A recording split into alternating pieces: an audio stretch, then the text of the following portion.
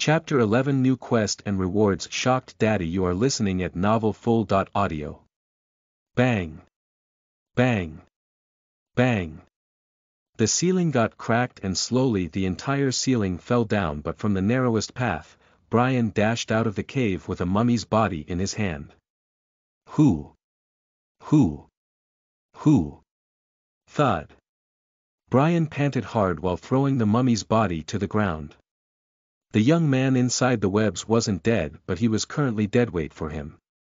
Brian looked back with awe and amazement in his eyes. I really did that.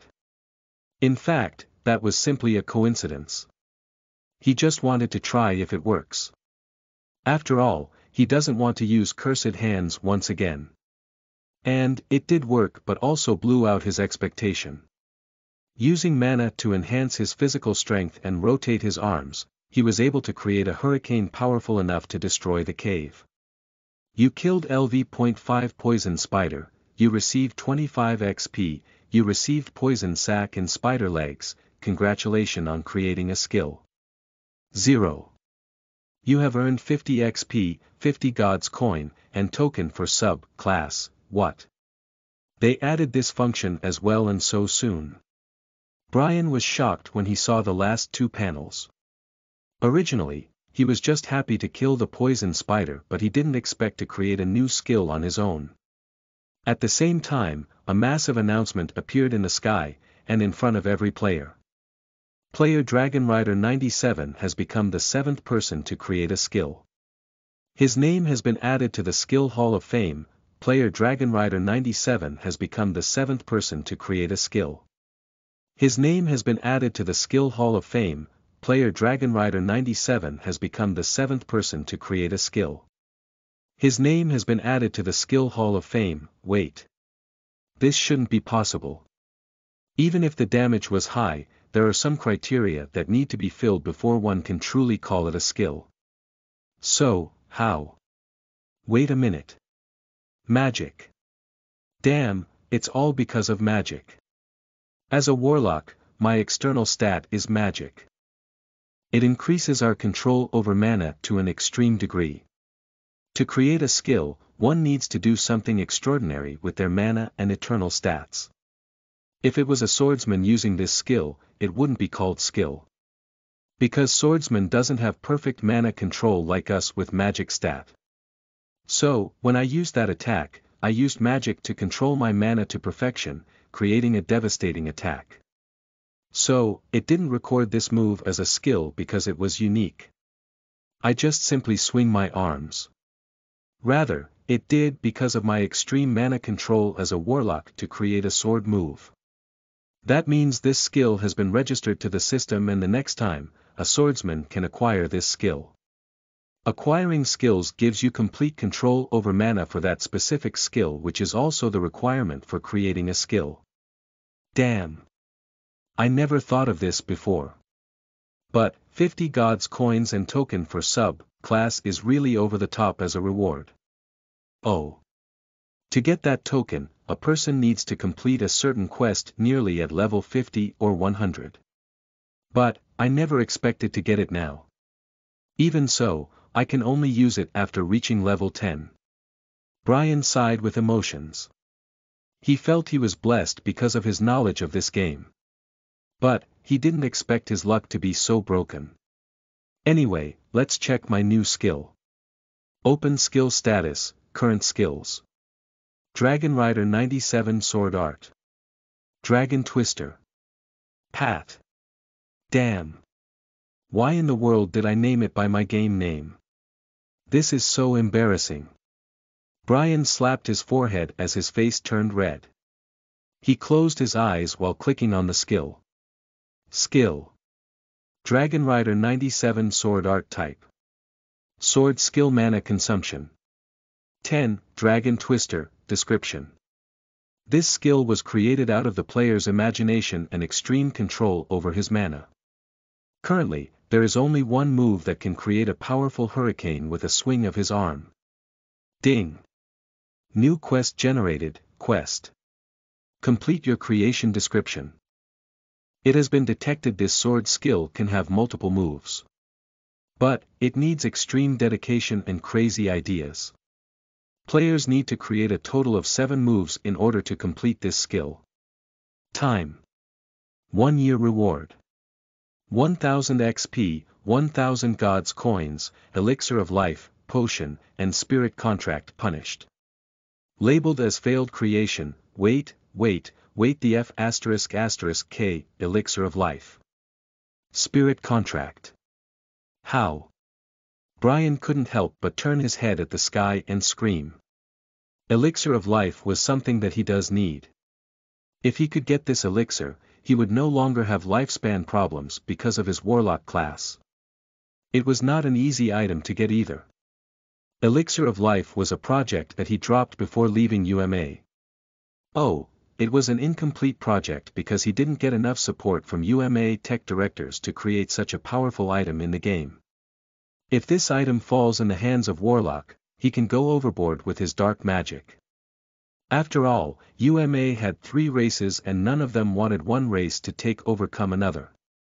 And, even for other creatures as well as players, this could be a potion to live for hundreds of years even in real life. Because everything in the game affects real life. But, he never expected someone else to continue and even finish this project. He knew this wasn't a joke. Because there is a firewall in the game. Since creators could create almost anything they want, they could think of themselves as gods who can do anything. This firewall blocked the developers to create an overpowered or annoying thing in the game. If that thing breaks the 7 core rules of the UMA, it can't be added. And, Elixir of Life breaks one of them. A class must have one weakness at the very least. Because Elixir of Dragon Heart, Holy Water of Elves, and even Staff of Pope can cure most of Warlock's weakness. The only thing they can't cure is the degrading lifespan. And, so if something does passes through the firewall, it must be true. Just this was enough to make him shocked. As for Spirit Contract, it was a scroll that can summon the spirit of a certain element. This is an extraordinary power. Spirits aren't the creation of developers. This virtual world itself creates the spirits in order to balance the flow of mana. With the help of the spirit, one can access an unimaginable amount of mana and also a complete mutation with a new element. If the mutation is completed, then he can use that same power in the real world. Level 1 increases the strength by 5 points, which equals 5 kilograms of strength. But, a person can only get 10% of their total power, which means he will only get 500 grams of strength. This is a slow process. But, if one manages to get the power of spirit, he can instantly cover this gap with his elemental powers. Only 20% of humans have supernatural powers. But, this is not enough to face other races. If not for the absurdly strongest superheroes, humanity would have been wiped out of existence. After all, it wasn't peace at first. Humanity's top 10 strongest superheroes, each with the ability to take down the entire zone by themselves, threatened to live and die with vampires if they continue to fight. If it was all of the races against humans, then they wouldn't have considered this as a threat. But, they were fighting against each other as well. So, this threat managed to force them to sign a peace treaty. The vampires who attacked his zone were rebels. After all, there are vampires and werewolves who do not like the idea of being in peace with other races. So, to control this, UMA was formed out of cooperation. UMA selects and ranks the superheroes from rank 1 to 9, and even above. If he manages to secure the contract, even if he gets the lowest level of spirit, he can still rank 5th or even 6th in that ranking. That much power one can acquire through this contract. So, having both at once truly made him speechless. But, he didn't underestimate the difficulty of this quest. Creating 6 more attacks, each more unique than before, could be extremely tiresome. He doesn't even know where to start. He helplessly sighed and walked up to the boy. He held him on his shoulder and dashed away. He has already rested enough. After 20 minutes, he reached the village and met the old man. He used the fire to melt the webs and showed his son to that old man. Because his heart was still beating, the old man burst into tears. The people in this virtual world aren't real, but they have evolved. They have every bit of emotion that humans have, but they can still do something inhuman thing without any power. Staying alive for so long inside the webs was an inhuman feat in itself. This was only possible because he was a virtual being after all. With that, he completed his quest. Status. Power stones required to check the status. Chapter 12. You can't scam daddy. You are listening at novelfull.audio. Name: Dragon Rider 97 Race. Human level: 4 HP, 25 25 MP, 25 25 XP. 140/320 class. Warlock STR 25/AGI. 25/VIT. 25 STM. 25/int. 25/magic. 10. Warlock. Active abilities: Warlock. Cursed Hands, LV.1, passive abilities: Warlock. Mental Fortitude, LV.1, 0. Skills: Dragon Rider 97 Sword Art, LV.1, Shadow Escape, LV.1, SP, 20 God's Coin.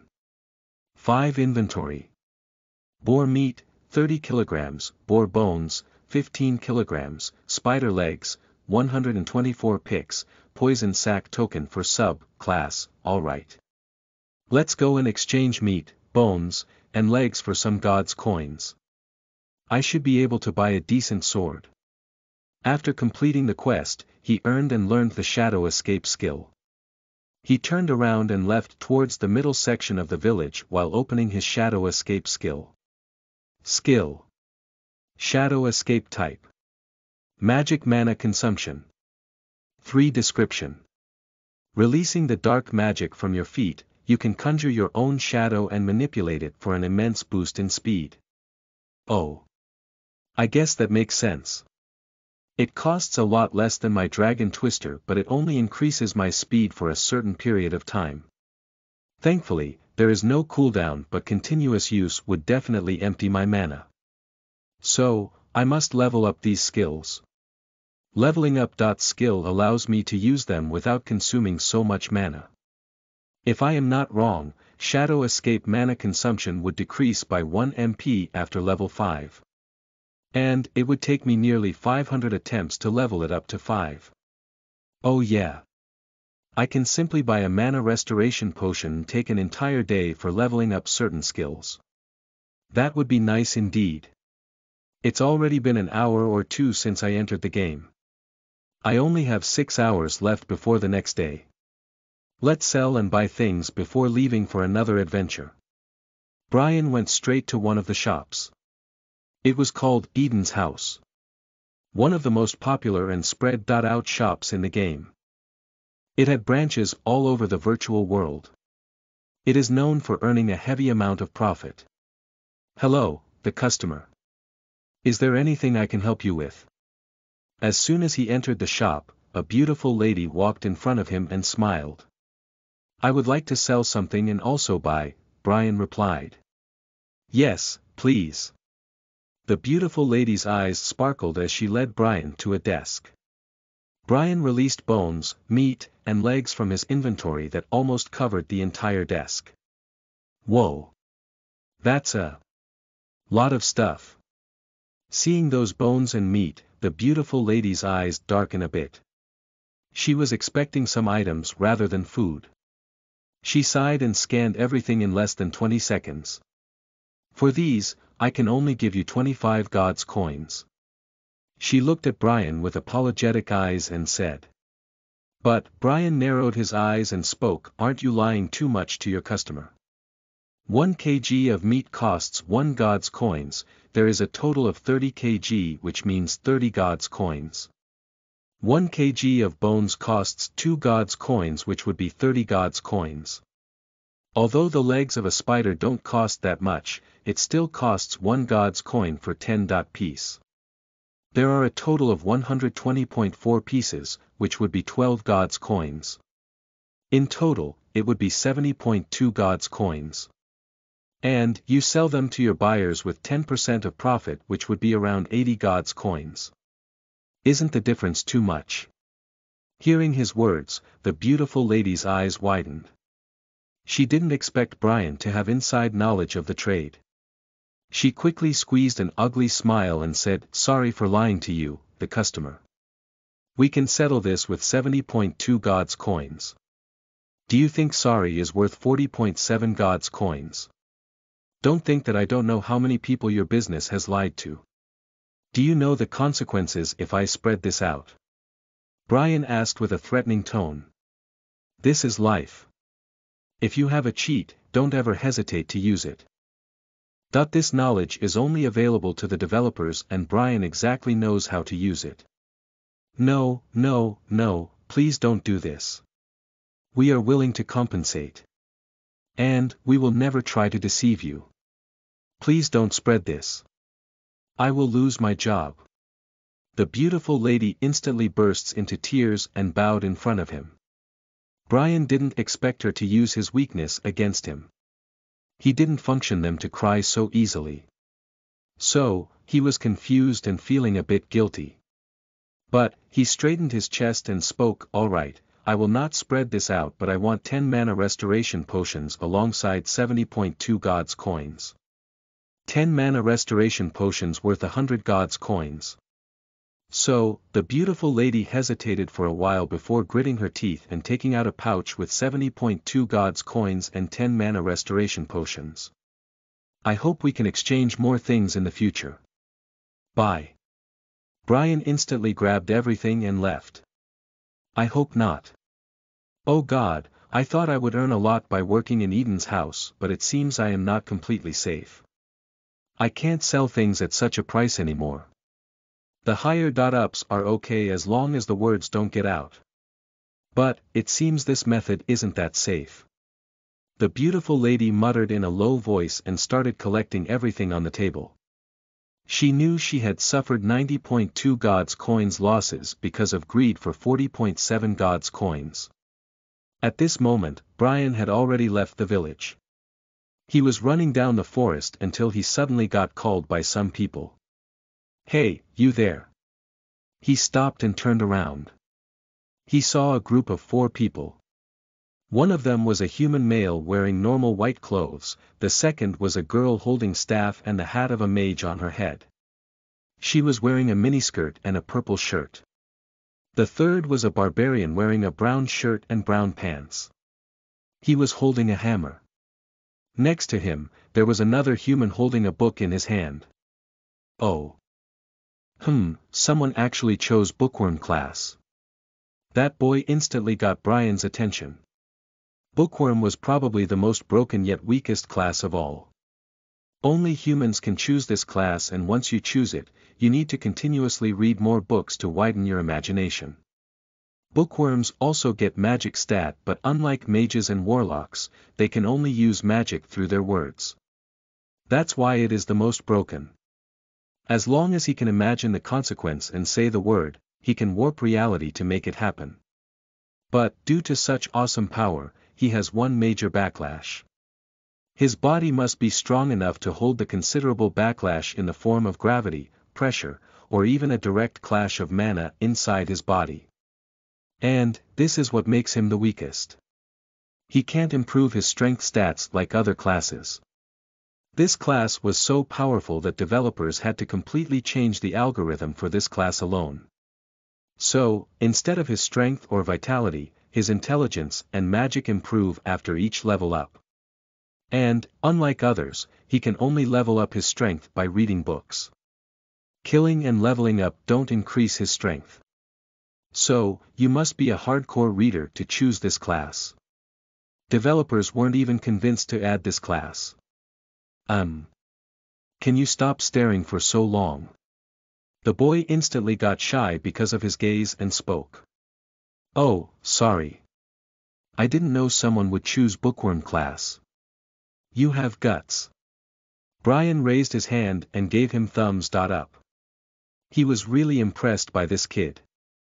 "Hello. I saw you returning back to the forest. Are you free for a quest? The human male who seemed quite of his own age walked near him and asked. He had a sword on his waist and seems to be from the warrior class. The most balanced class with the most balanced race. It is also the class with the highest potential for both worlds. But, only a few people can understand this. You have a group quest. Are you above level 5? Brian was quite stunned when he asked him for the quest. Group quests are generally hard. He can't see their levels since they could hide them. Normally, people do not show their levels unless they are extremely high. Ah yes. I was lucky enough to get the quest of Wolf Denver. I wonder if you are free to tag along since this is 5 members team quest. By the way, my name is Silvertongue. The man introduced himself while pointing at other members. Her name is Ms. Shirley. His is a Dave Stone. Finally, that boy's name is Tempest. If we complete the quest, each member of the team will get 500 XP, 200 God's coins, 5 healing potions, and a skill. Hearing his words, Brian thought for a moment and asked, "Are you okay with me being level 4? Of course, we are. I am level 6. Ms. Shirley is level 6. Dave is level 5. And finally, the bookworm is also level 5. You are only 1 level below us and who knows, you might level up during the quest." Silvertongue replied as he revealed others' levels with a kind smile on his face. "Alright then. Add me to your party. Alright, you know that you can't scam Daddy by not voting for this book. Now, pay off with Power Stones." Chapter 13. Daddy got another confession. You are listening at novelfull.audio. Nice. Let's go and hunt some wolves. Silvertongue brings out his status and goes to the main menu. In the main menu, there were only 4 options that can be accessed with voice commands as well. There were other options like news and maps, but these were on the sideline. Status. Inventory. Friends. Log out. Among them, status and inventory are used frequently inside the game. Friends hold 3 mini statuses inside it. One belongs to the friend list. One belongs to the friend quest. And, finally, the last one belongs to the party. Silvertongue opens the party panel and Brian's name appears on his screen panel. His eyes widened when he sees the name. He lifts his head and shouts. You are Dragon Rider 97. The one who created the skill. Wow. You are only level 4. When his words entered others' ears, they also looked at him with shocked faces. Wait, you mean he is Dragon Rider 97? Are you sure? That's the 7th person in the entire game who created the skill. Ms. Shirley turned her at Silvertongue and shouted at him. Her voice was quite scary. Silvertongue has invited you to the party. Would you like to join? Yes, no. Brian clicks on yes and 4 different panels appeared above other people. 0. Dragon Rider 97 has joined your party. Name. Dragon Rider 97 race. Human level. 4. You really are Dragon Rider 97. Ms. Shirley froze into solid rock as she pointed her finger at Brian.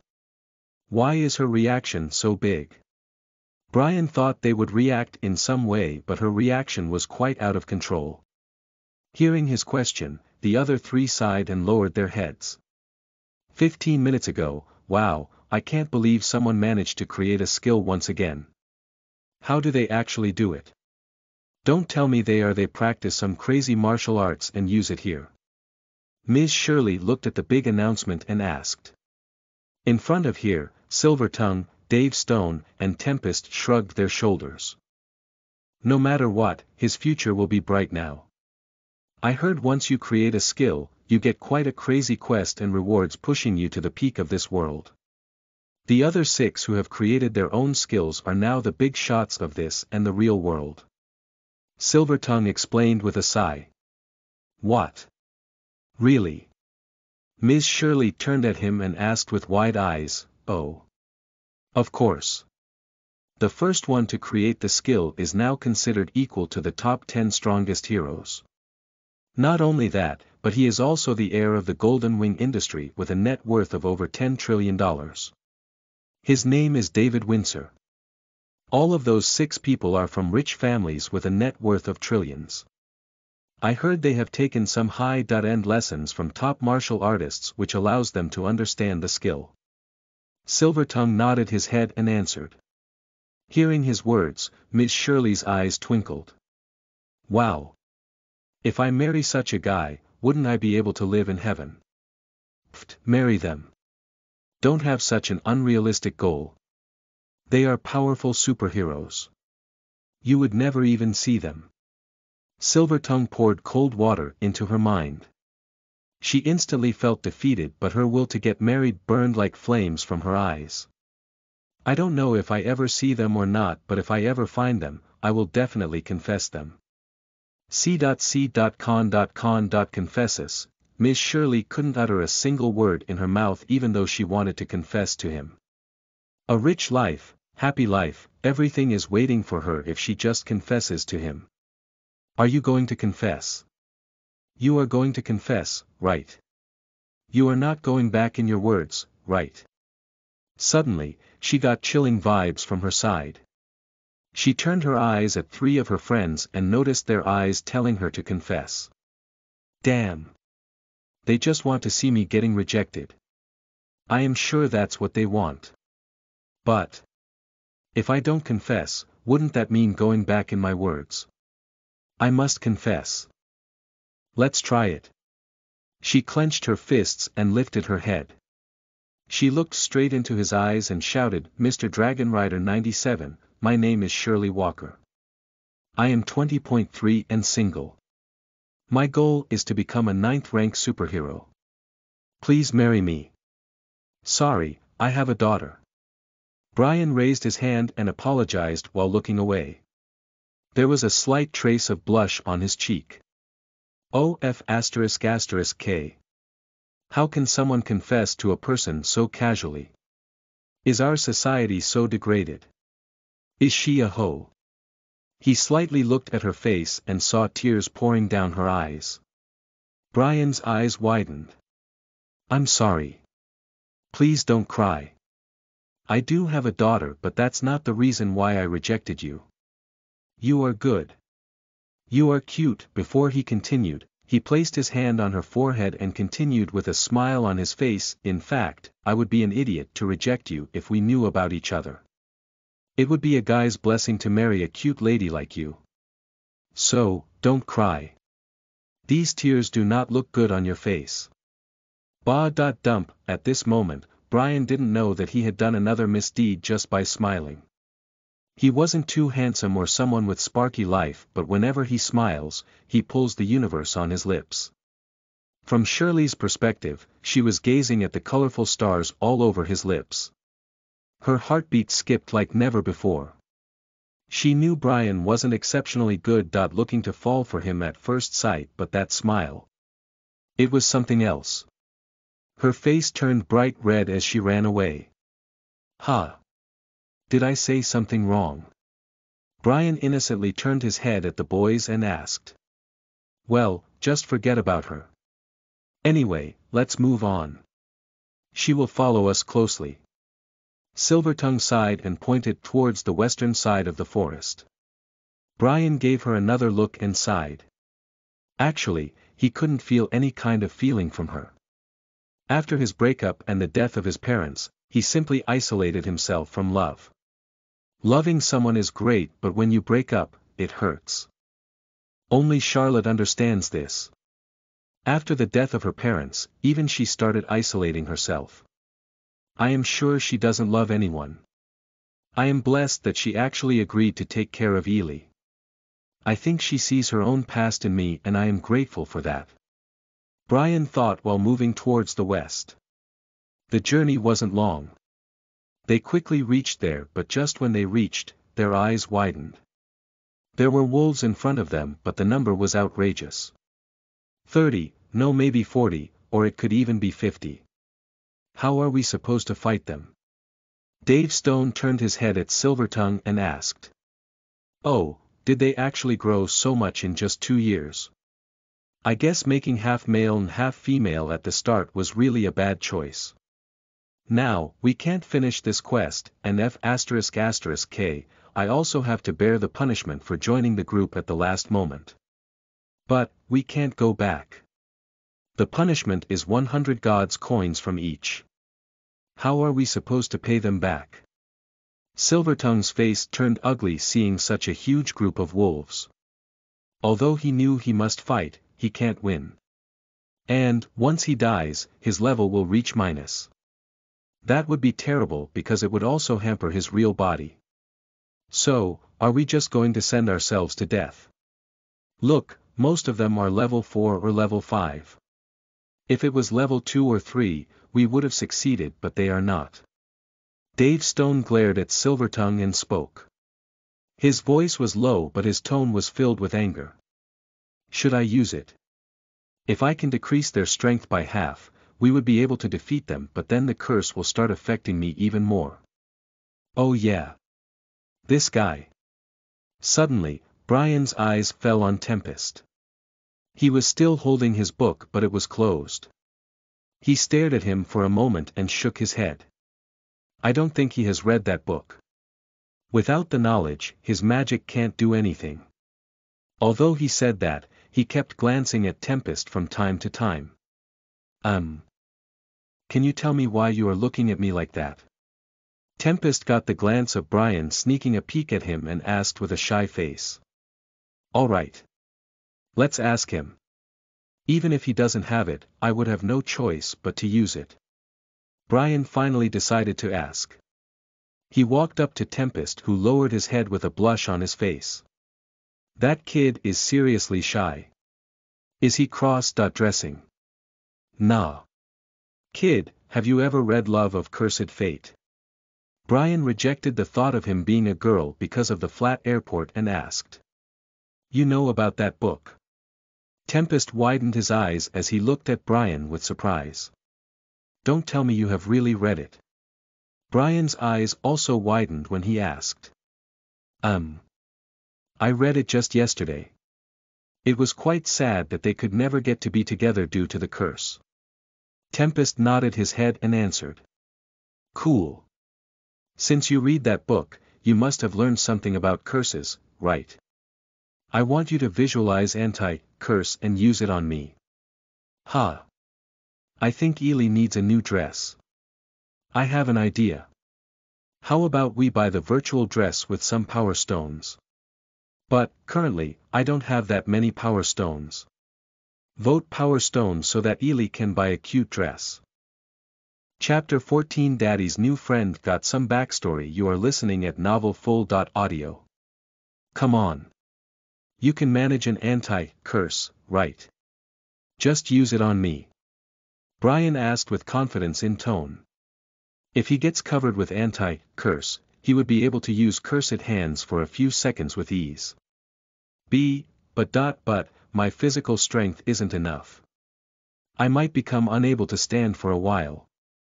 Tempest knew he can do a lot more than others. He can even defeat everyone with a single word but he can't bear the backlash of such attacks or magic. His body is quite fragile. And, he knows this more than anyone else. Brian sighed and puts both hands on his shoulders. Look, I know it will be hard to bear the pain but you don't have to worry about your life. Dave is a barbarian. He can easily protect you. My class is Warlock and my first class ability is Cursed Hand. Using this ability, I can decrease my enemy's strength by half. But, the power of curse will also affect me. So, if you use anti-curse, it won't be able to do anything to me. And, I would be able to use my ability for a long period of time. Once their power decreases, I, Silvertongue, and Ms. Shirley can easily defeat them. So, are you in, kid? Yes. Tempest clenched his fists and gathered a bit of courage. He raised both of his hands and touched Brian's hands. He closed his eyes and mana gathered in his mouth. The amount of mana that was gathering in his mouth was astonishing, almost twice his current mana. Anti-curse, Ga. His hand glowed red and strange power entered Brian's body. But, the next moment, Tempest coughed out blood and fell to the ground. Dave, I will leave him in your hands. Brian walked toward Silvertongue as he continued, I am not sure if this anti-curse would hold on until I touch every wolf, so engage in the battle as soon as I start. Silvertongue nodded his head and praised himself for inviting Brian into his team. He didn't expect Brain to choose Warlock class. It is just like Bookworm class, but they are not dead weight to the team but rather to themselves. Brian took a deep breath and activates his cursed hand. Slowly, purple mana glowed from his hand and dark mana glowed in his feet as well. It was like his feet were sinking inside the dark water. Class ability. Cursed Hands, 0. Shadow Escape, whoosh. His body blurred in front of Silvertongue and the next moment he had already disappeared. His body was sliding on the ground, moving toward the wolf. Even before they could sense him, his hands started touching each one of them. Pat. Pat. Pat. Pat. His hands were slapping the butt or face of each wolf as he makes his way through them. But, the wolves weren't just letting him go. Some of the wolves got his presence and instantly slapped their claws at him. Use Cursed Hands or defend. Splash. Splash. Splash. Splash. Use Cursed Hands, this is what he chose. After all, he can still recover his health but he can't recover from the effects of the curse if he uses it twice. Whoosh. Your enemies have been inflicted with Cursed Hands, enemy stats have dropped by 50% for the next 10 seconds, cursed powers overused. 10 MP has been consumed, curse is affecting the host. Oh. Thud. After using the Cursed Hand on everyone, Brian reached the next end of the wolves where he was alone. He found a few panels appearing in front of him while being covered with blood. He tried to look at those panels but his eyes were getting blurry. Stamina. The curse is affecting my stamina seriously. Originally, Cursed Hand only uses 5 MP but at this moment, it is using 10 now. I guess I really pushed it to the limit.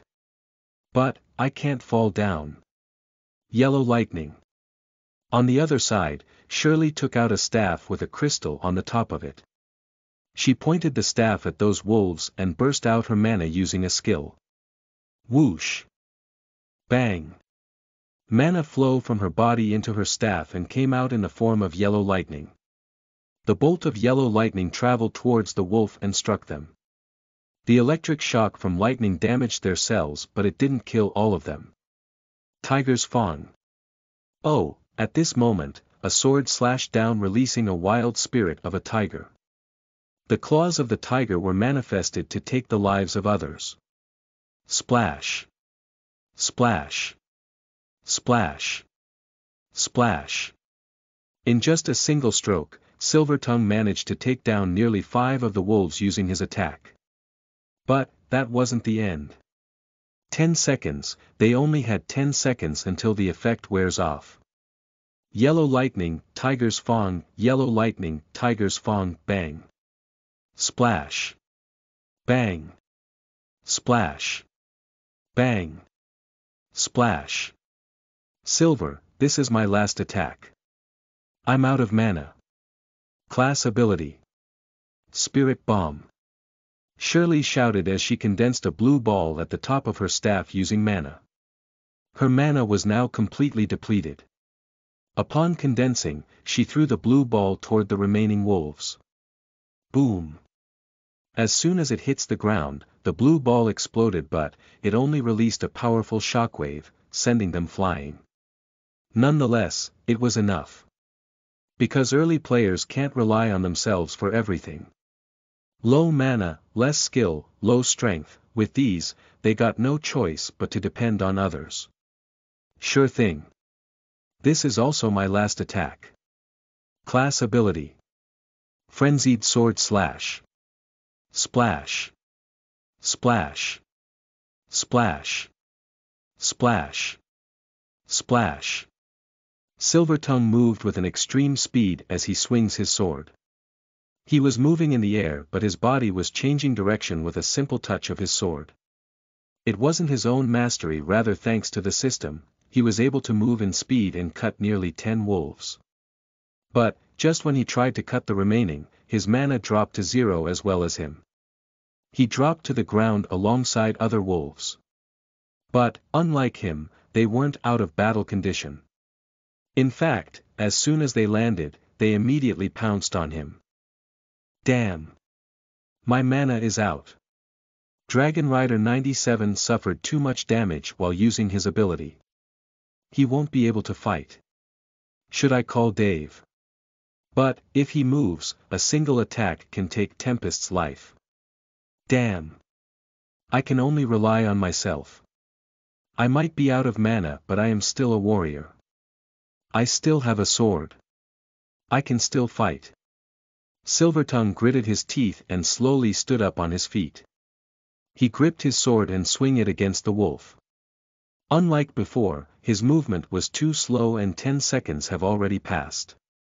Ka-cha, splash.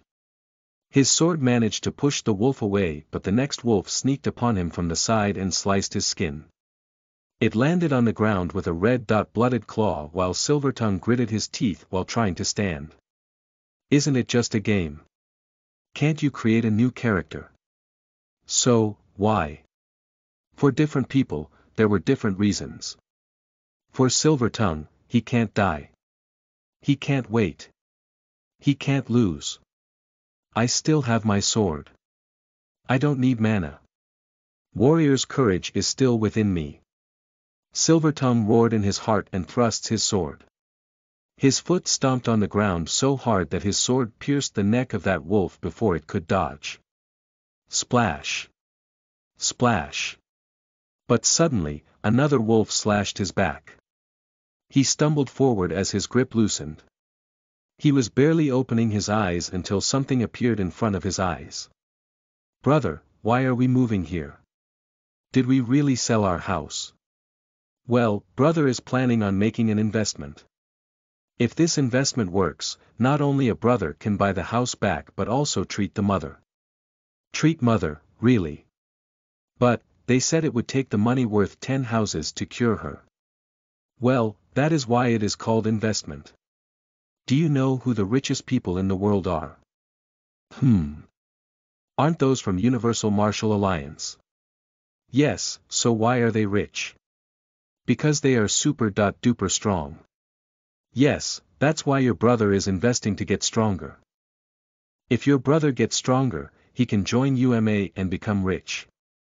Then, we will move back to our house and also cure mother. Hooray! My brother will finally get stronger. Hooray! Now, let's eat something. Brother. Can we eat something else? We have been eating instant for a long time. 2 days.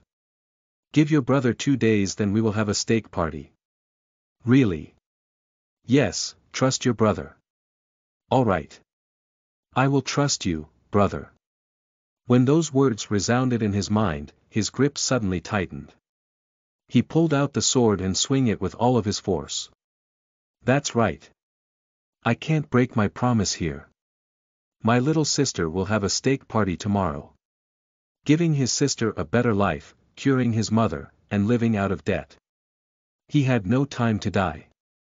He had no time to give up. He had no time. Roar. Just when his sword slashed the wolf, another wolf pounced from the back. He tried to move but his grip was slowing, losing the sword. Until he turned around, the claw of the wolf was above his face. I am such an incompetent brother. Tap. Whoosh. Bang. Thud. Thud. Thud. Suddenly, a figure appeared in front of him and caught the claw of the wolf. He swung the wolf and threw it to the ground. Thanks for helping me level up, Silvertongue. Now, leave the cleaning to me. Poor Silvertongue needs virtual money to support his family. I heard power stones are amazing resources that authors can change into virtual money. Help Silvertongue earn some money by voting power stones. Chapter 15 Daddy must defeat Wolf Leader. You are listening at novelfull.audio. So, he leveled up, huh? Thud. With that thought in his mind, Silvertongue fell to the ground while Brian couldn't help but give him a deep glance. Determination, courage, feeling incompetent, all sorts of emotions were coming out of him. Even though this was just a game. Maybe for him but not for this guy. For this guy, this was something more, something that will change his fate. Seeing his face, Brian couldn't help but smile. There was a trace of relief and pride in his eyes. The game he developed is changing the lives of people. Brian turned around and took out 2 bones from his inventory. He didn't buy the swords since he was planning on training with his shadow escape skill. But now, he got to use whatever he has. Roar. In an instant, 4 wolves rushed towards him. Seeing this, Brian quickly crouched and threw Silvertongue away. Without any hesitation, he poured his mana into the bones. 10 points of mana were used instantly. He spun his arms with incredible force, creating a vacuum as he moves. A powerful wind blew to fill up the vacuum, creating a powerful hurricane. Dragon Twister. The hurricane pulled those wolves inside. The fast-blowing wind was slashing their skin while they were colliding against each other. Each collision was dealing a lot of damage until the hurricane faded away as he stopped. 0. Thud. Thud. Thud. Thud. Those wolves fell to the ground, breaking their bones and covered in blood. He noticed that only half of those wolves had appeared. Then, he noticed the other half was taken care of by Dave Stone. It seemed those wolves attack him instead. It makes sense. After all, they will instantly find out the new target once their old target is down until nobody remains. Taking down those wolves for Dave Stone wasn't hard, especially now that Tempest has woken up. Seeing Silvertongue in a devastated state, he instantly moved towards him and placed his hand above his chest. Heal. A cluster of yellow mana appears between the chest and the hand. But, Tempest's expression harshly changed. Immense pressure was weakening his hand. With his weak physique, he can barely heal anyone. Brian was watching him as he bore the pressure inflicted on him while thinking about the Bookworm class. Bookworm class truly gives players everything except for physical strength. Although they can't create skills, they don't need skills either. Every other class needs a certain skill to utilize mana effectively. That's why you need to create a skill that is not the part of your class to actually call it a skill. Up until now, I have been using my magic to transform my mana and enhance my body. Among mages, healers, necromancer, warlock, poison master, and only warlock has the ability to strengthen their bodies using mana. Normally, only warrior, paladin, monk, and assassin can enhance their physical stats using mana. Bookworm is a great class, but you would have to rely on others for support every single time, while Warlock possesses both magical powers and physical powers. Except for the weakness it has, this class is almost perfect. And, even if I wasn't able to make it perfect during programming, I will make it perfect here. Brian lifted his hands and looked at them. He feels like having chains wrapped around the hands would be good for a warlock. But, then he is good at using a sword, so he wasn't sure if he should do it. Oh. He lowers his head and touches his heart. The power of the curse is spreading. When I used it for the first time, I only used it on a single target. But this time, I had to use it on 50. It is overloaded and now it will affect me every time I use it. Currently, I can use everything I have learned here outside the game as well. But, their powers will decrease by 1/10 except for class ability. So, it is going to be the trump card. I need to reach level 10 to unlock the second ability and subclass. Ely's presence is also here. I am sure trouble will come knocking at my door. I need to be prepared for that. Thankfully, Charlotte was nice enough to stay with her. With her strength, Ely won't face any problems. Well, Ely is also strong. I am not sure if she has learned some fighting or is it just her blood aura. If it is former, then it is good, but if it is latter, I can only hope Charlotte can handle things. Brian thought for a while, finally shaking his head. Trouble has never left. From the moment he lost his parents, troubles just kept on knocking on his door. That's why he learned that only strength can keep him away from those troubles. So, he left UMA after completing the project for the beta test. He had to leave early because if he stayed there too long, he would be forced to either brainwash and leave or stay there forever. After all, developers know the secret that many don't. Of course, he also threatened to destroy the world if they don't let him leave. Status. Name. Dragon Rider 97 race. Human level. 5 HP, 30/30ths, cursed. 90% stamina, MP 21/30ths XP. 60/640 class. Warlock STR 30/AGI. 30/VIT. 30.STM. 30/int. 30/magic. 10, Warlock, active abilities, Warlock. Cursed Hands, LV.1, passive abilities, Warlock. Mental Fortitude, LV.1, O. Skills. Dragon Rider 97 Sword Art, LV.1, Shadow Escape, LV.1, SP, 25 God's Coin. 127 Inventory. Boar Bones, 2 picks, Mana Restoration Potion, 10, Poison Sac, token for sub-class, I think I should buy chains and swords. Although it will bring more pressure on my hands, it will also help for long and short distance battles. And, this curse.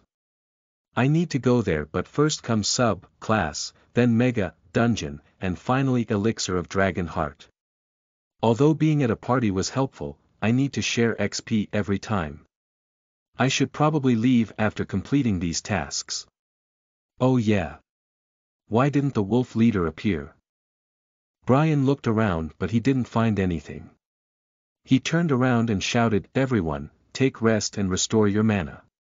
Wolf leader still hasn't appeared. At this moment, Shirley and Silvertongue were already up and resting. As for Tempest, he had stopped healing and started resting. The only one who didn't rest was Dave Stone. "Hey Dragon Rider 97, can I fight the wolf leader? I am getting bored." Upon hearing his words, Dave Stone waved his hand and shouted. "Not right now. Wolf leaders aren't called leaders for nothing. Just like how bloodlines differentiate the status of a vampire in his family, titles are given to a certain wolf which boosts its strength to an unimaginable level. Of course, it could be more than strength, but anyway, wolf leaders are dangerous. We need to be careful while facing them. You should rest as well. Leveling up doesn't restore stamina." Silvertongue raised his head and spoke. There was tiredness and a little bit of helplessness. Brian nodded his head and sat on the ground. His stamina can't reach 100% because of the curse, and the more he uses it, the more troublesome it will be. But, suddenly Dave Stone stood up and looked around. What happened? Brian looked at him and asked. I am sensing something. It's around us, but I can't sense its exact position. Dave Stone explained while he tried to look around. Oh, **T. Everyone, get up. Brian suddenly realized something and stood up. He looked around as well but didn't see anything. Tempest, can you cast another word? Brian turned and looked at Tempest, who was barely standing, and asked. Tempest raised his head with tired eyes. He was too tired, but he couldn't back down. He felt like everyone was giving their best and he shouldn't back down, even though he has already done a lot just from his first assist. Enhance our senses. Dave, stay with him and protect him. Brian commanded him and turned his head at Silvertongue and Shirley. Can you two fight? My HP and MP are nearly half, but yeah. Silvertongue took a look at his status and answered. My HP is full, but my MP is still half.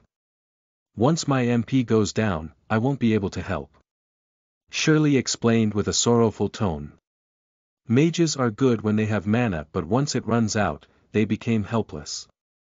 It doesn't matter. Silver, once Tempest enhances our senses, I want you to chase the wolf in front of her. As soon as you reach nearly 50 meters away from her, I will come and pick you up. At the same time, Shirley will use her attacks continuously.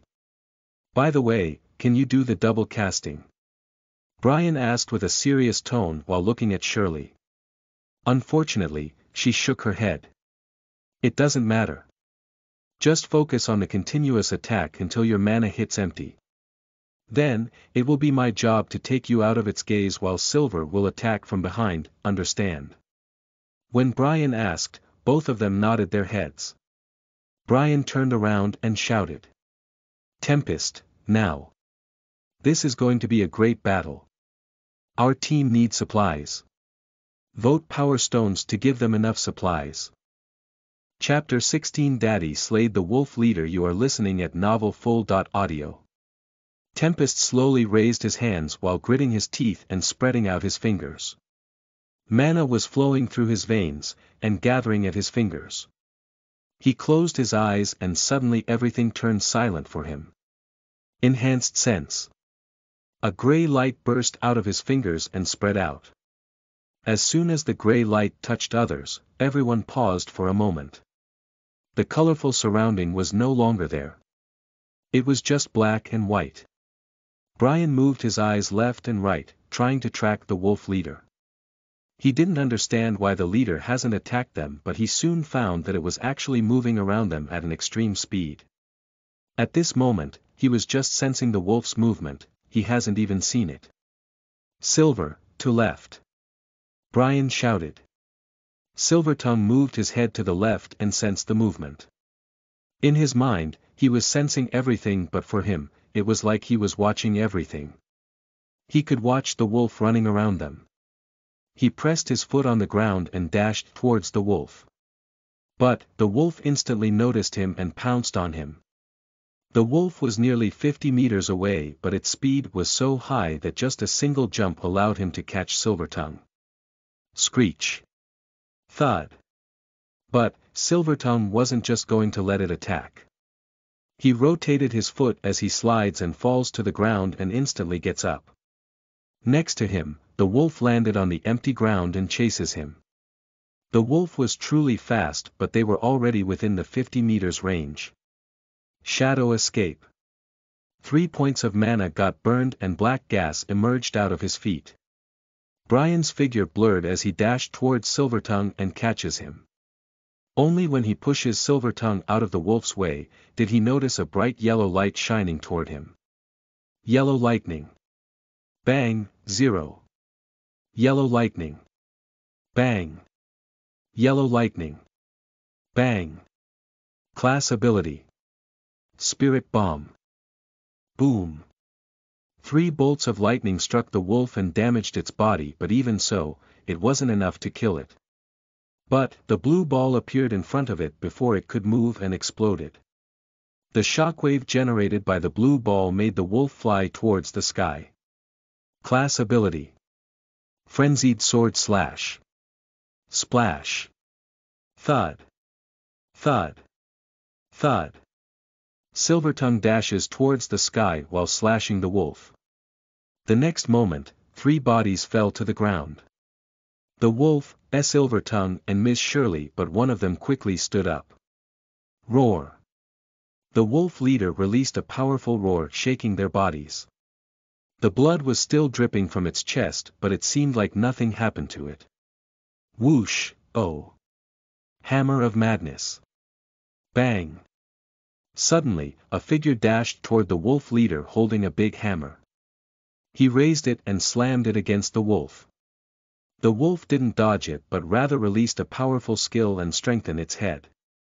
Wolf leader has used innate skill, Iron Fur is activated, Wolf Leader will receive 50% less damage from any attacks. 3 different notifications appeared in front of Brian as he watched Dave Stone slamming his hammer on the wolf's head. But, it didn't cause any damage. The wolf tanked it without any problem.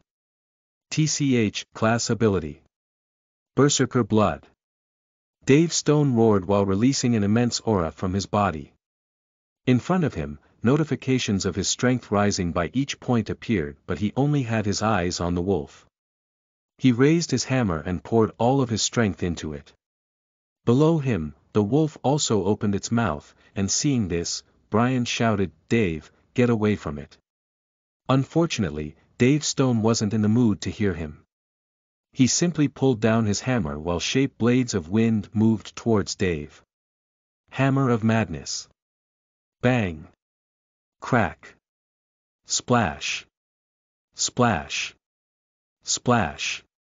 Splash. The powerful hammer slammed the head of the wolf, breaking the bone on its head. At the same time, crazy numbers of wind blades slashed his body as he fell to the ground.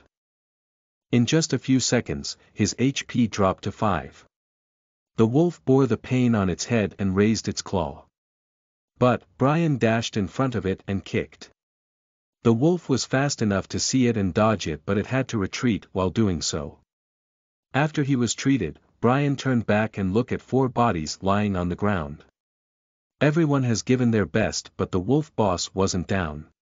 He turned and walked near Silver Tongue, picking up his sword. Then, he held a bone of boar in another hand. At this moment, my attacks won't be effective, even the Dragon Twister. With its speed, there is no way I can defeat it. But, I know this game more than it. More importantly, I know more about my class than it. Brian thought to himself as he released his mana and magic together. At this moment, purple energy emits out of him and covered his body. He closed his eyes and a strange memory came to his mind. What the hell? Are you still trying to get through the firewall without alerting the directors? You know that you can't make that class so broken. There is no way you can add a hidden mana attribute to it. The firewall will reject it. A man in his 20s patted 20.1-year-old Brian's shoulder and shouted. He was still older than Brian. At this moment, there was a massive projection of a cube. It was currently changing from green to red at the speed of a nanosecond. The man sighed as he looked at the cube, but suddenly, the color stopped at green color. What? How is this possible? Mana was supposed to be attributeless. How the hell did you pass the firewall? Wait, don't tell me you did that again. Brian's colleague stared at Brian with doubt and asked. There was a little bit of nervousness in his eyes. Brian shook his head and answered, "Have you heard of the law of equality?" Yeah. His colleague nodded his head and replied. I just used the same law but for our firewall. You see, our firewall is designed to make the class more unique but not overpowered. So, we have added a lot of new features to some old game classes. Last night, I was playing a game where I noticed something. There are 2 classes in that game. Although that game had no restrictions like ours, it still had something interesting. One class had the power of light. Another class had the power of darkness. One was used for healing, another was used for killing. Healer class and Warlock class has a lot of similarities, but in those games, it seemed like Warlocks have more edge because of their fighting powers. But, in New Gods, we aren't allowed to make Warlock that powerful. So, I did something else to get through the firewall. I balanced Warlock with Healer. One got the power of hidden light. Another got the power of hidden darkness. One used it for healing, another used it for killing. One is blessed and healthy. Another is cursed and has many weaknesses. One had less strength, another had more strength. So, basically, I made Warlock class full of weaknesses while giving it some overpowered abilities. And yeah, I had to add some after effects of using the hidden attribute. So, what do you think? Hearing his explanation, his colleague slapped his own face and laughed. Oh my god. I never thought of something so obvious. Damn it. I always wanted to create an item that always brings death. Now, I know how to get it inside the game. By the way, thanks for enlightenment. The colleague instantly moved to his seat while thanking Brian. Brian opened his eyes and the purple energy was coating his sword. It is not a skill. It doesn't have the devastating powers of dark magic. But even so, warlocks always had dark magic in them. You just need to know the trick to trigger it. Brian knew he was cheating. Mana was indeed attributeless. Even though he gave attributes to the warlock and healers, it was only a hidden attribute. After all, dark magic without skill isn't true dark magic. Oh. But even so, its powers will rise. He held his right hand behind while holding the bone in front of him. The next moment, he dashed towards the wolf while the wolf dashed towards him. As soon as both of them reached near each other, the wolf released another wave of wind blades while Brian swung his arms. Dark Dragon Twister. The hurricane emerged around him, but unlike before, it was purple. It wasn't skill. He was still using his magic and mana as usual to enhance his physical strength, but at this moment, he was also using the mana control to access the dark magic hidden inside his class. Bedodam bringing out the dark magic, he is now able to use the attributed mana against his opponent. The dark hurricane is much more powerful, not only distorting those blades but also slashing the wolf in mid-air. Thud. Thud. While the wolf fell to the ground with a pool of blood, Brian fell to the ground and his breathing slowly became harder. Ely.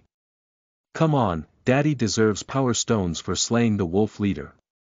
Won't you give him your power stones? Please. Chapter 17 Ely wants to go to amusement park. You are listening at novelfull.audio. Damn that firewall. I had to put an after effect for using the hidden attribute because of that shitty firewall. Brian was feeling an insane pain in his heart as if his heart was clenched by someone. But, it was only for 5 seconds. After 5 seconds, it stopped. Warlocks are supposed to have dark magic. That's the whole point of being a warlock. But, that stupid firewall didn't allow him to create a warlock class because this class was too overpowered. Mages aren't supposed to use mana to enhance their physical strength or even have mastery over certain magic. But, Warlock had both. Just like the Bookworm class, he had to find a way to balance its power and weaknesses. Unfortunately, I can't create a dark magic skill, or else I could use the dark mana without any problem. But then again, this just allows me to learn more than dark magic. I can become a mage as well except for light magic since they can't just exist together. But, having too many skills isn't always useful. I need to find the perfect skill for a certain situation. I wonder if they have launched hidden class in the new gods yet. While Brian was busy thinking, a new panel appeared in front of him and everyone else. Congratulations on completing the quest, you received 500 XP, 200 gods coins, 5 healing potions, and a skill. Oh. It is actually a skill. Since I am focused on mana, it should be related to mana. But, if it is related to dark magic, then it would be even better. Let's see what kind of skill it might be. 0. Saying so, he opened inventory and clicked on new skills. Skill. Slaughtering crows type. Summoning mana consumption. 5 Description. Using the dark magic, host can summon the crows of the netherworld. These crows have the deadliest poison all over their bodies and just a single touch is enough to kill a person. Number of crows. 5 MP, 3 crows, 10 MP, 6 crows, 20 MP, 9 crows, whoa. I definitely didn't expect to get this skill.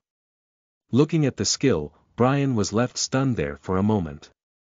Slaughtering crows was one of the deadliest skills of a warlock. This skill belongs to the summoning type where a warlock needs to form a teleportation circle using his dark magic. It connects this world to the netherworld where the dead souls and true devils reside. Among them, dark eyes crows are the deadliest for their poisonous bodies. This is kind of an evolutionary skill. The stronger he gets, the more powerful crows he can summon. Oh. Nice, with this skill, I can even go for bigger solo hunts. Brian was excited to test this new skill, but he kept his excitement down as he noticed others moving toward them. They walked near him and said, "Thank you for joining us, Dragon Rider 97. What are you saying? I should be the one thanking you for inviting me on this quest. The rewards are quite amazing. So, what's your plan now?" Brian asked with a smile on his face. "We are going to log out after reaching the town. We will come back tomorrow." Silvertongue seemed to be in a hurry. "Oh. Then, let's try to reach LV.10 as soon as possible so that we can try Mega Dungeon. I also have a friend who can join us. With him, there will be another tank." Brian nodded his head as he saw Silvertongue's hurried expression and tried to end the conversation as well. "Yes, we will do our best. Let's return back to the village," Silvertongue said while taking a lead towards the village. He seemed to be in a good mood. Brian was very curious about his life, but he can't simply ask about others' personal life. But, just as he followed him, Shirley got closer to him and said his only goal is to give his sister a good life and heal his mother. That's why he chose warrior class. Warrior class doesn't have any direct weakness. He just wanted to get stronger and earn a lot. Brian was surprised by his story, but then he thought again it didn't seem that surprising. From the desperation that Silvertongue showed, it was clear that he had a deep motivation. The motivation of giving his sister a good life and curing his mother is actually good. "Do you four know each other?" "Not a lot, but we do know each other's identity." "Can you tell us your name?" "Of course, if you don't mind," Shirley asked with a little bit of expectation. "My name is Brian Jackson. You can call me Brian." "So, what about others' names?" Brian didn't mind revealing his real name. After all of this was for the sake of getting strength in the real world. Dave Stone is Dave Stone. Tempest's real name is Nolan Craig. And, Silvertongue's real name is George Dex. George and I are friends. Dave is George's friend, but I don't know him a lot. As for Nolan, you can say that we got curious about his class and added to our group. From then on, he has been with us. Wait, I shouldn't say from then on, it was just 2 days ago. Shirley giggled as she introduced everyone else. Just like Brian, nobody cares about sharing their identity unless they really want to hide it. Brian nodded his head as he got more understanding about them. "So, where do you live?" Shirley continued to ask, which was quite unexpected. Name was a little easy to reveal because there are several other people with the same name, but the address was quite awkward. I just wanted to ask if we could hang out in the real world as a group. I mean, now is the time we should be united." Shirley also noticed his awkwardness and strange gazes from Nolan and Dave. She hurriedly tried to explain, but the more she tried, the worse it got. "Don't give her your home address or she will come to your home," Dave muttered, but his voice was loud enough for everyone to hear. Shirley's eyebrows twitched as she went near Dave and punched him in his face. As a barbarian, he didn't even need to block it, but still taking a punch to the face was quite unfortunate for him. "Don't listen to him. He is just talking nonsense." Shirley turned her head at Brian and tried to explain, but Brian, Nolan, and George had already left. "Hey, wait. Wait." Seeing this, she puffed her cheeks and tried to chase them. After 20 minutes, they finally reached the village. As soon as they reached there, George bid farewell to everyone and left. Nolan also did the same. Everyone logged out of the game as well. Brian was planning on training, but he found it was already good training to level 5 times in a single night. After he came out, he noticed it was already 2.30 in the morning. He decided to take a deep sleep inside the pod. Next morning, yawn that was a fine night. Brian walked out of the pod while yawning. Oh, Daddy. As soon as he walked out, a little girl dashed towards him and jumped into his embrace. Unlike before, he didn't get choked or pushed away. Good morning, Brian. Charlotte greeted him from the kitchen. She was preparing breakfast. Good morning, Charlotte. It didn't feel uncomfortable last night, right? Brian asked. Hearing his words, Charlotte suddenly blushed while Ely gave her sharp eyes. No, it didn't uncomfortable. Ely and I slept soundly. How was your game? Charlotte shuddered at first but quickly managed to change the topic. Brian didn't notice her strange tone and answered, it was quite good. I met new people and we also did party quest together. And, I also reached LV.5. Wow. Daddy, how did you level up so fast? Eleanor asked with surprise when she heard his level. Hee. Didn't you already know? I was one of the people who created new gods. I have some tricks of my own. Brian patted her head and answered. I know that, but I don't understand one thing. When you joined the UMA technical team, you were only a graduate. Why did they make you the head of this project? And, why did they let you leave? Mother told me that people who were involved in this game weren't allowed to leave. Ely asked with a curious expression. But her words made Brian feel a little unnatural. He quickly hides it with his smile and says, I will tell you someday. For now, just think that you have inherited your daddy's memory and creative skills. Oh. Is that why I am so good at programming? Eleanor's eyes widened and her cheeks puffed out with pride as she asked. You know the answer. Brian laughed while putting her down.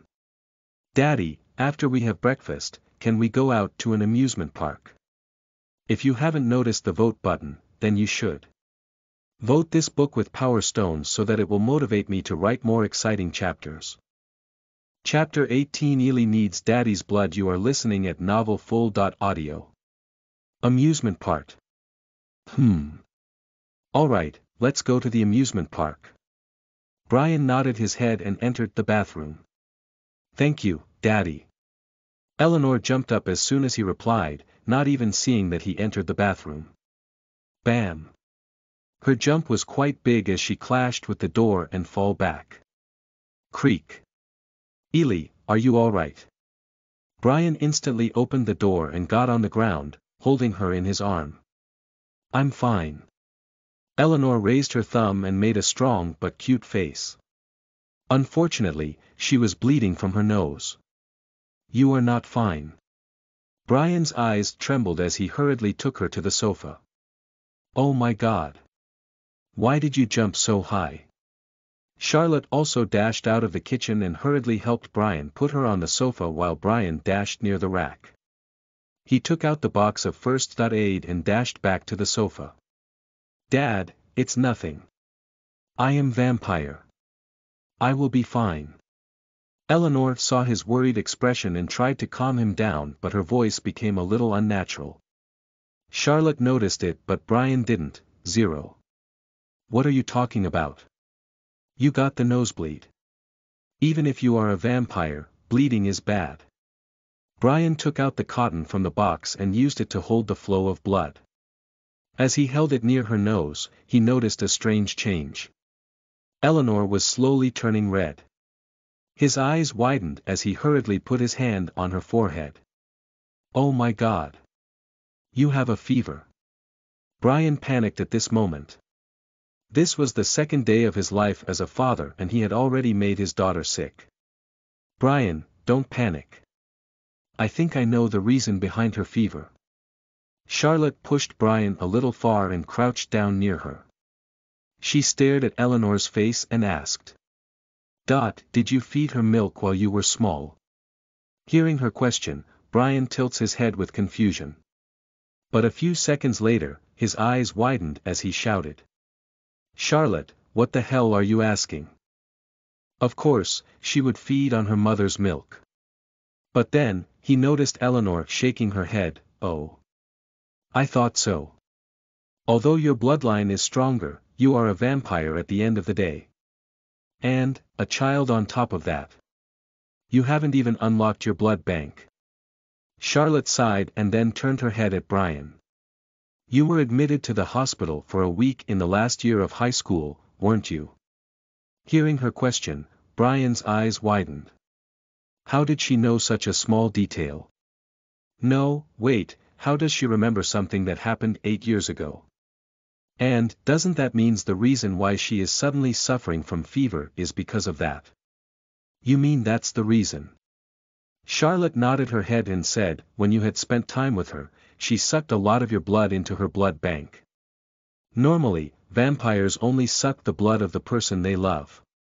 It could be their family or their lovers.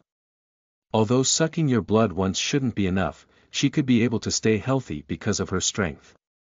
But, Eleanor is different. From a small age, she didn't get fed on her mother's milk. Not because it is bad but rather it wouldn't be enough to fulfill her nutritional needs. So, she has to suck her mother's blood once a day. She is smart but she is inexperienced. She forgot about this aspect while sneaking out of her home.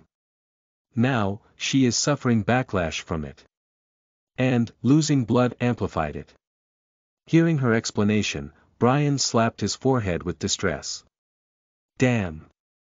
I should have thought about this before. What do you mean? Charlotte noticed some change in his tone and asked.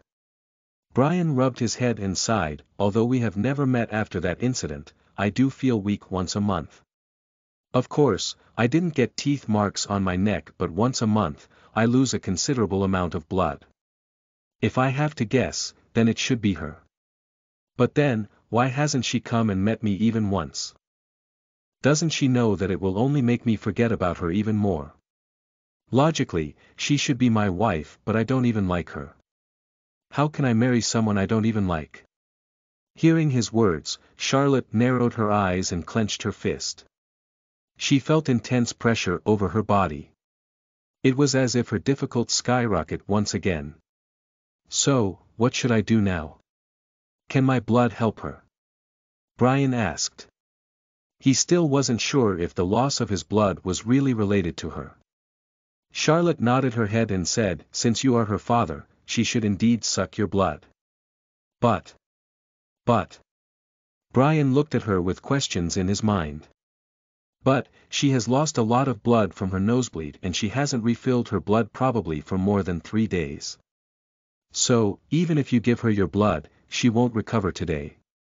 This means she has to stay inside for the entire day in her bed and can't go to the amusement park. Charlotte spoke with an intense tone.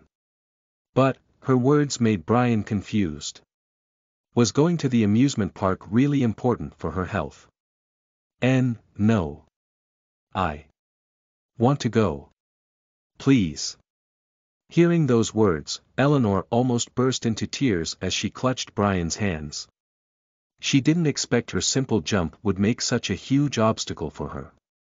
But, you can't recover in a single day. Don't worry, we can go to the amusement park tomorrow. Your health comes first. Brian speechlessly tried to convince her. Although Eleanor was smart, she was still a kid. Her stubbornness won't just leave her. No. I want to go. Eleanor bursts into tears and shook her hands, throwing tantrum in her weak condition. Seeing this, Brian didn't know what to say. Just when he thought of convincing her once again, Charlotte spoke. There is one way to recover in a single day. Hearing her words, Brian and Eleanor looked at her closely. At this moment, Eleanor suddenly thought of something and her eyes shrunk. What should I do? What should I do? If I continue to be stubborn, she will succeed even more. I came here to help Daddy and Mommy get together. I shouldn't help others. But. Poof. Poof. Hee hee. Ely, don't think too much. Even if it happens, it wouldn't change anything. But, if you reject it, then you won't be able to go to the amusement park. A small version of Eleanor with red horns and a black tail appeared on one side of her head. She had dark wings and a villainous look. No, don't do that, Ely. Think about your mother, think about your mission. If you do it, then she would get closer to her goal. And, you will lose. On her other side, there was another small version of Eleanor. Unlike her counterpart, she was portrayed as a heavenly angel just like Ely. Ely, don't listen to this dumb angel. She will just get in your way to go to amusement park. Just imagine playing carousel, bumper cards, water slide, and Ferris wheel. Just imagine having all that fun today. Do you really want to wait for another day? The devilish Eleanor tried to convince her while showing her the images of those rides in her mind. Rub it off. Don't listen to her, Ely. She is just messing with you. You have waited for 8 years. Why can't you wait just one more day? The angelic Eleanor dispersed those memories and once again used a powerful line to convince Ely. TCH, losers wait for rewards, winners get everything instantly. You are a winner, Ely. Don't wait for anything. Just suck that witch's blood and recover. It's not like your daddy is going to suck her blood. And, don't listen to this fool. She just wants to take away the happiness that you deserve. The devilish angel suddenly went offensive as she pushed away angelic Ely. Do you really have a way? Suddenly, Brian's words woke her up from her thoughts. She saw an excited expression on Brian's face and giggled. It doesn't matter if I suck her blood or not. If I remain sick, Daddy won't play new gods properly. If Daddy doesn't get stronger, my plan will fail no matter how much I try. So, I must put away my feelings. And, go to amusement park. She giggled fiercely in her mind and turned her eyes at Charlotte. Yes, there is a way. In fact, if she sucks my blood, she can recover in 1 or 2 hours. My bloodline is also very strong. So, it won't take a lot for her to recover. And, my bloodline is weak compared to her, so it will simply get devoured by her blood. Hearing her words, Brian suddenly hesitated for a while and asked, is it really okay with you? How can it not be okay? This is a perfect chance for me to play her mom's role. I tried showing you my cute side. I even tried showing you my sexy side. But, you never even look at me. Now, I will show you my womanly side. A gentle and caring woman's side. Oh. Let's support Charlotte. Who is with me? Raise your finger and press on a vote to support Charlotte and help her win. Also, if you don't know, then you can show your concern about Ely's condition by commenting on each chapter. Chapter 19 Daddy kissed someone and it's not mommy. You are listening at novelfull.audio. It doesn't matter to me. Actually, I find it very strange to connect with Ely so much. Although she isn't my daughter, now that I am taking care of her, and slept with her, I feel a strong bond with her. If she doesn't mind, then I don't mind her calling me mother either while she is living here. Charlotte gently fondled Ely's cheek and smiled beautifully. Wow! Brian's brain almost overloads when he sees her gentle smile. It was like an angel smiling at his daughter. Suddenly, his face turns red as he instantly turns his head away. Ha! What happened, Brian? Charlotte was surprised to see him moving his face away. Did I mess up? He isn't angry, is he? Don't tell me I got out of line. He is really angry. His cheeks are burning red with anger. Oh my God, why? Why did I mess up? I should say something. Nothing. Just something got into my eyes. Well, if Ely really wants to go to amusement park, then you are our only option. Brian spoke while facing another way around. One hand was on his eyes while another hand was on his heart.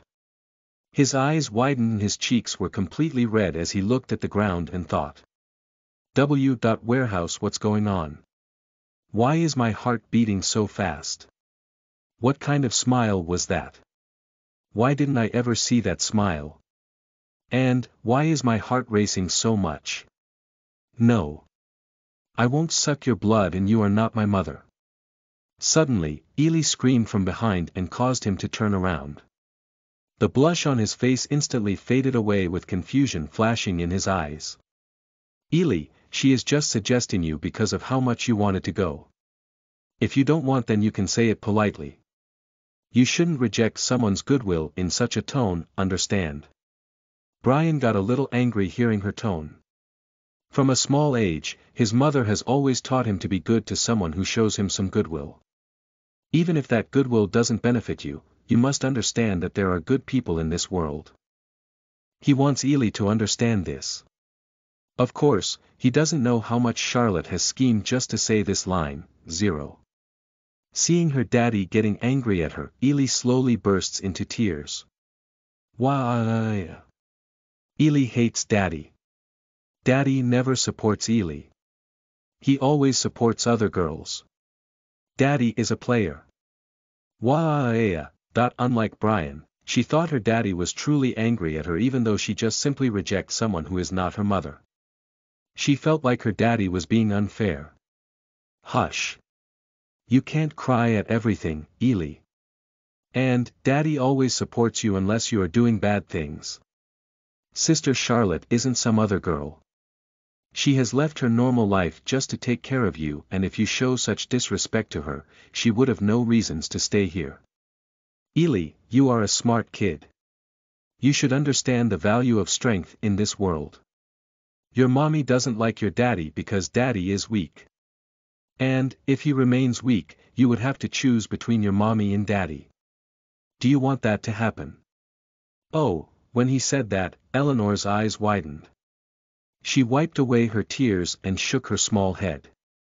Brian slowly puts his forehead on her forehead and says, your daddy needs to get a lot stronger. So, would you be a good girl and start treating Sister Charlotte as your family? Eleanor puffed her cheeks and nodded her head. Now, do you want to go to amusement park today or tomorrow? Brian smiles and finally lifts his head while asking her. Eleanor keeps her cheeks puffed, making a cute expression. Finally, she lowers her eyeballs and opens her mouth. Today. Oh. Hearing those words, Charlotte smiles and rolls her sleeve. Brian gets up and says, all right then, I will take a bath while you take a rest. After you recover, we will go to amusement park. Yay!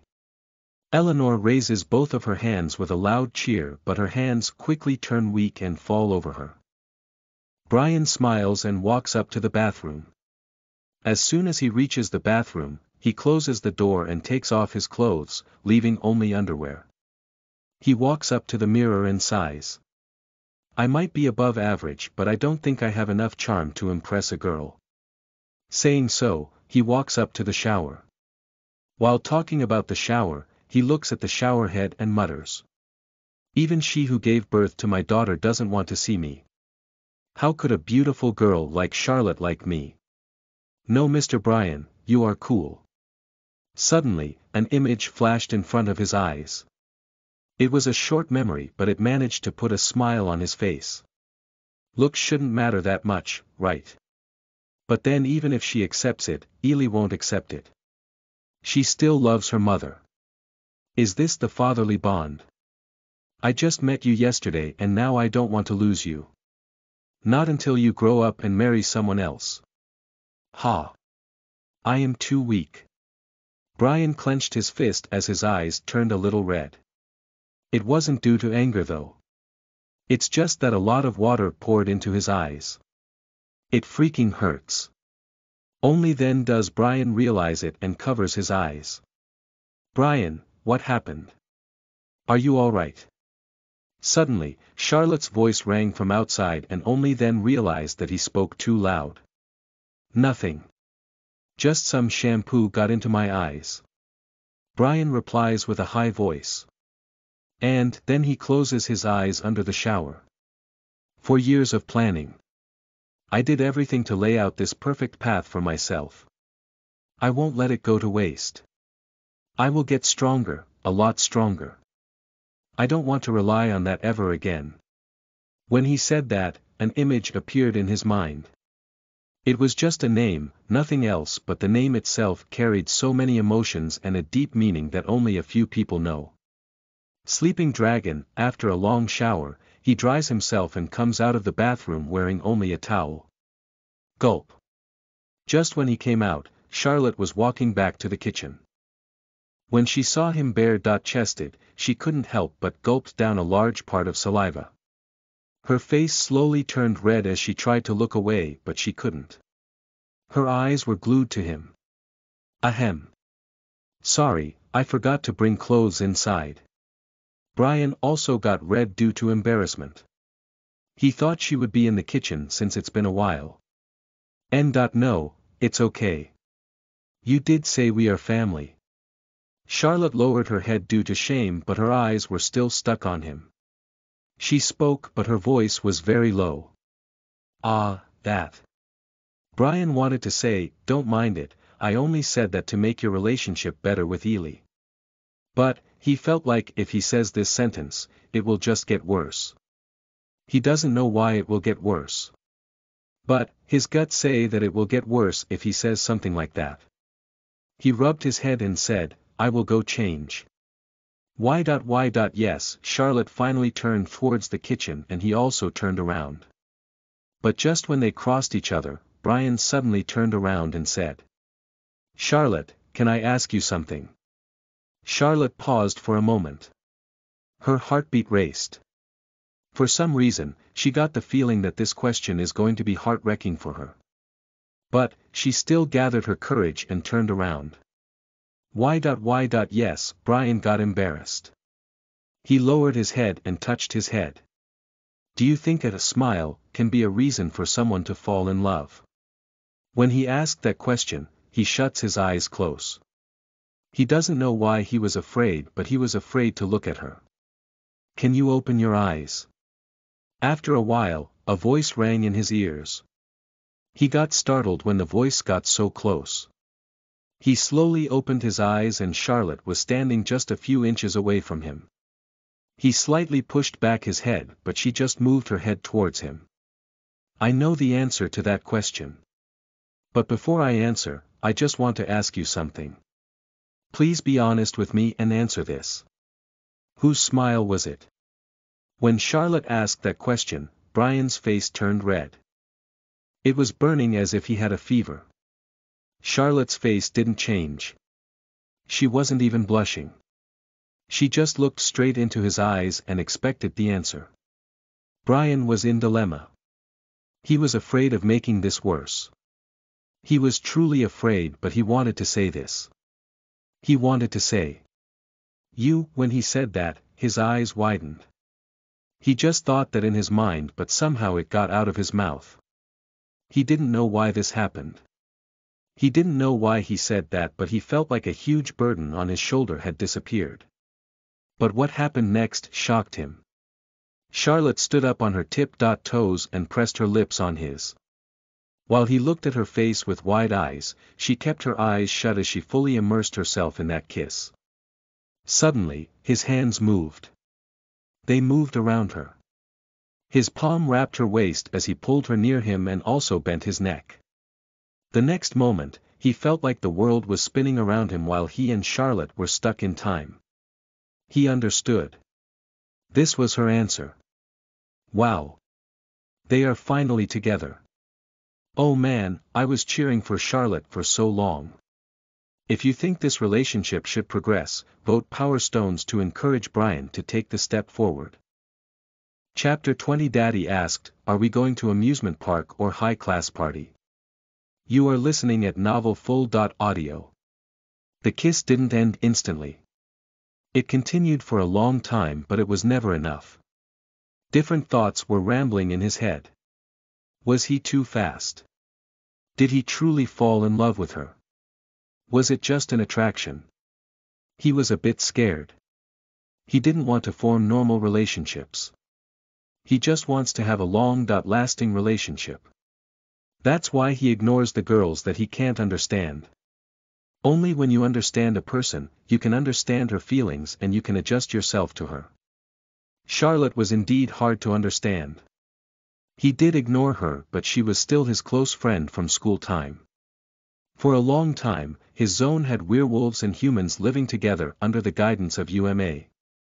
But never in his imagination had he expected to fall in love with her. Was it because of her smile?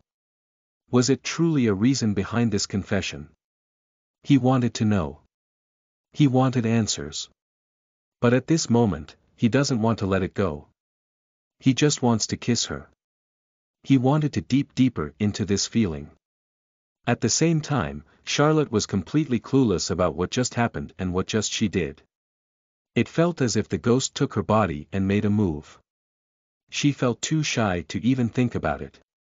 But just like Brian, she didn't want to think too much.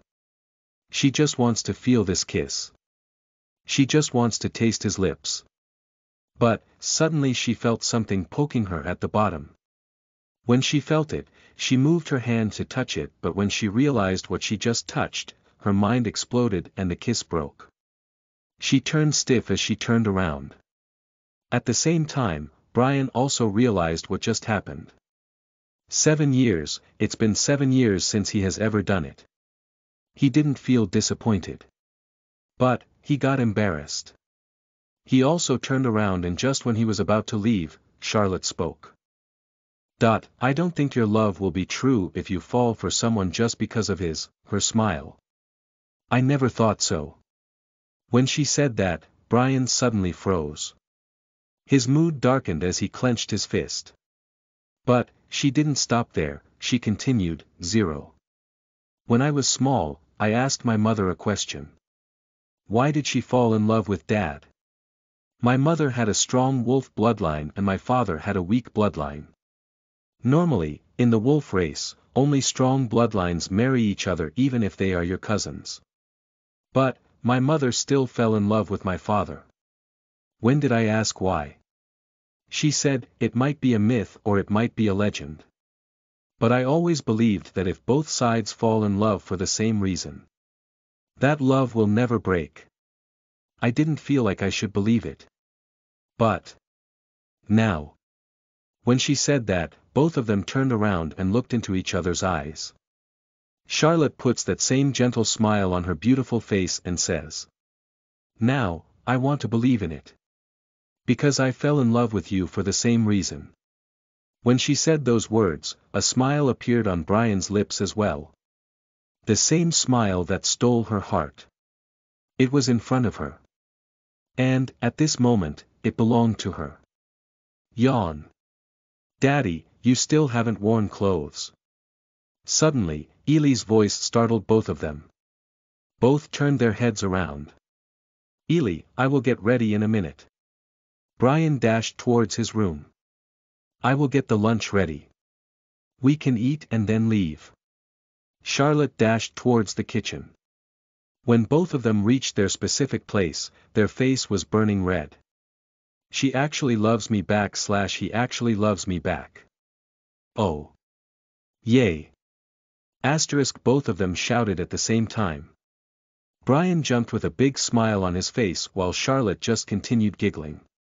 On the sofa, Ely puts her finger on her cheek. What happened?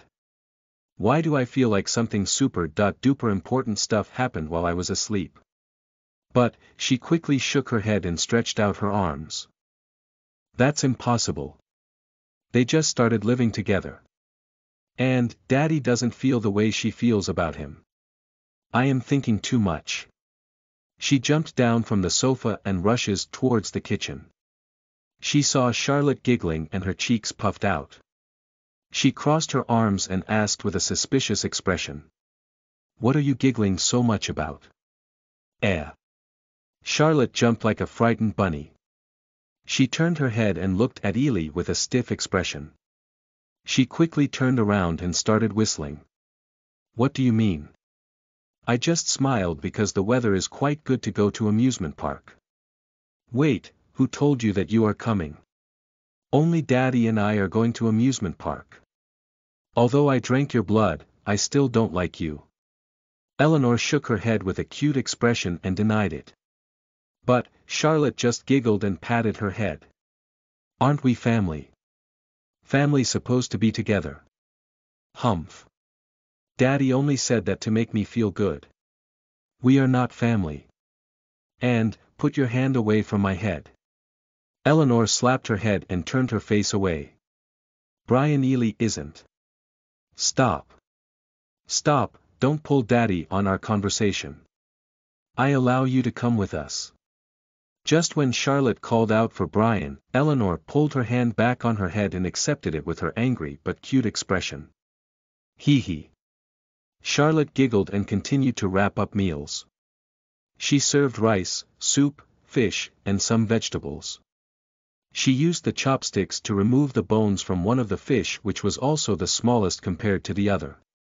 It belonged to Eleanor. Next to the kitchen, there was an average-sized dining table. Oh, Brian, food is ready. Charlotte called out for Brian, and then the next moment her face turned bright red. OMG. It feels like I am calling for my husband. It feels so good. At this moment, she didn't realize one thing. One confession was changing her life. She was giggling, laughing like an idiot, turning shy at one moment, and turning normal at another moment.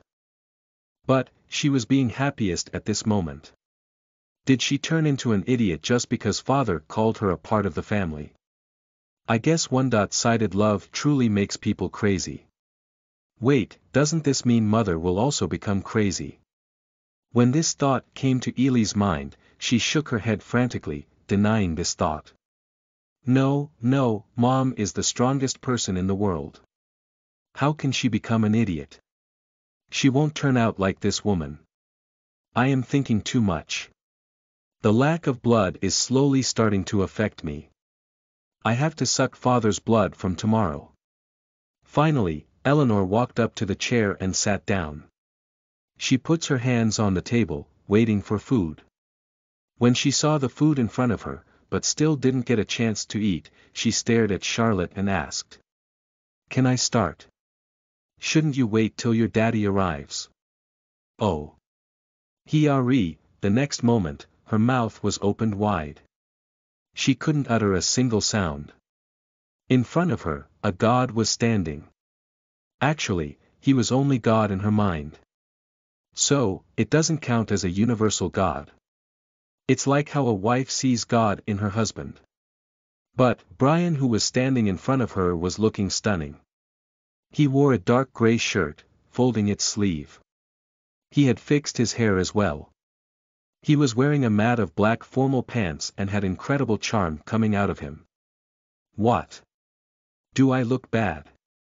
Seeing those stares, Brian suddenly doubted his choice of dress and asked. No, you look amazing. Charlotte immediately reached in front of him and slightly made his hair to the side, which was sticking out. Seeing her up so close, Brian blushed a little and spoke. Let's eat. Wow. Daddy, you look great. Eleanor jumped into his embrace from her chair and blocked Charlotte. Thank you, Ely. Brian smiled at her while walking toward his chair. Eleanor turned her head and stuck out her tongue at Charlotte. Brian puts her back and they finally began their meal. It didn't take them long, but the next process took an eternity. Girls changing their clothes. It took exactly 1 hour for them to get ready. Within that time, Brian managed to doze off. But, the result of the 1 hour dressing sense was amazing. Charlotte wore a green dress. It was a 2-piece dress. One was clean formal pants and another was a long upper garment that looked like a shirt but without a collar.